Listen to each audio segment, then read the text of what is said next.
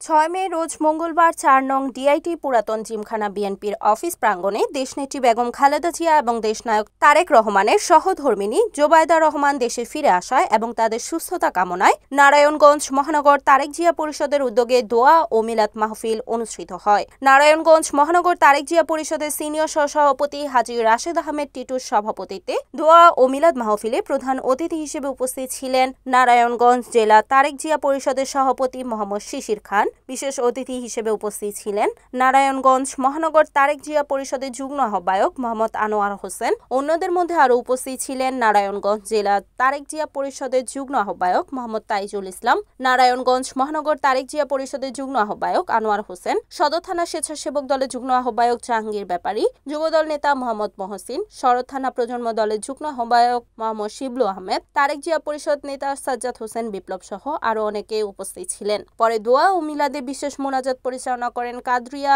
তয়েবিয়া মাহরিয়া মাদ্রাসার পেশ ইমাম মোহাম্মদ সানজিদ আল মামুন। আজকে আমরা অত্যন্ত খুশি এবং আনন্দিত। উনি স্বদেশে আবার ফিরে এসেছেন, আমাদের মাঝে ফিরে এসেছেন। তার শারীরিক সুস্থতা কামনা করি এবং তার দীর্ঘায়ু কামনা করি। খুব আনন্দ লাগতেছে।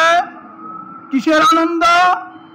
22 বছর পর দেশ নেত্রী বেগম খালেদা জিয়ার সুযোগ্য সন্তান, আমাদের বাংলাদেশের 64 জেলার গর্ব তারেক জিয়ার সহধর্মিণী আজকে আমাদের বাংলাদেশের মাটিতে পা রেখেছে। এতে আমরা খুব গর্ব।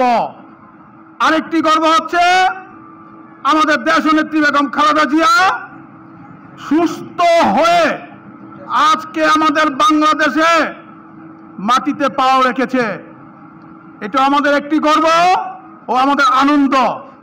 সারা বাংলাদেশের 64 জেলার মানুষ আজকে বাংলাদেশে একটি নির্বাচন চায়। আমরা সারা বাংলাদেশের মানুষের ভোটার অধিকার ফেরত দিয়েছি। আমরা জোর করে বলতে চাই, বাংলাদেশে অতি দ্রুত একটি গ্রহণযোগ্য নির্বাচন দিতে হবে। রিপোর্ট মেহেদি হাসান প্রান্ত, এনএন টিভি, বন্দর, নারায়ণগঞ্জ।